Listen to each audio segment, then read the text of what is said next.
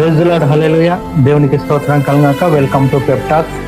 ఈరోజు దేవుడు మనతో మాట్లాడుతున్న ఒక మాటను మనం జ్ఞాపకం చేసుకుంటూ ముందుకెళ్దాం. 145వ కీర్తన 18వ వచనంలో ఇలాగుంటుంది: తనకు నిజముగా మొరపెట్టు వారందరికీ దేవుడు సమీపంగా ఉన్నాడని.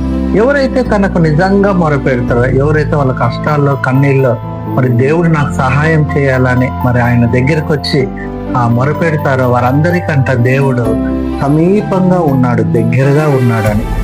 బైబిల్లో మనం గమనించినప్పుడు హన్నాకు మరి వివాహమైంది, ఆమెకు పిల్లలు లేరు.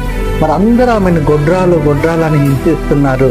మరి ఆ కష్టాలు కన్నీళ్ళు అన్నిట్లో మరి ఆమె దేవుని మందిరానికి వెళ్ళి ఆ కన్నీరు కార్చి మరి దేవుని సన్నిధిలో ఆయనకు యథార్థంగా మొరపెడుతుంది. ఆమె యొక్క ప్రార్థన విని హన్నా గర్భాన్ని ముట్టి దేవుడు ఒక చక్కని కుమారుణ్ణి దయచేస్తాడు. మరి ఇశ్రాయేలీలు ఐగుప్తులో వాళ్ళ కష్టాలు శ్రమలు పడినప్పుడు ఆ దేవునికి ఆ యొక్క శ్రమలన్నిట్లో వాళ్ళు మొరపెట్టినప్పుడు ఆ యొక్క మొర నా దగ్గరికి చేరిందని మోషేను మరి దేవుడు వాళ్ళని విడిపించడానికి మోషేను పంపిస్తారు. మరి ఈ మాట వింటున్న నీ జీవితంలో కూడా నువ్వు ఎటువంటి పరిస్థితుల మధ్యలో ఉన్నావో, ఎటువంటి కష్టాలు శ్రమల మధ్యలో ఉన్నావో, ఈరోజు నువ్వు దేవునికి మొరపెట్టు. ఆయన నీకు సమీపంగా ఉండి నీ యొక్క ప్రతి కష్టము శ్రమలు అన్నిటి నుంచి హన్నాను విడిపించినట్లు, ఇశ్రాయేలుని విడిపించినట్లు నిన్ను కూడా విడిపిస్తాడు. ఆయనకు నిజంగా మొరపెట్టే వారందరికీ ఆయన సమీపంగా ఉన్నాడు.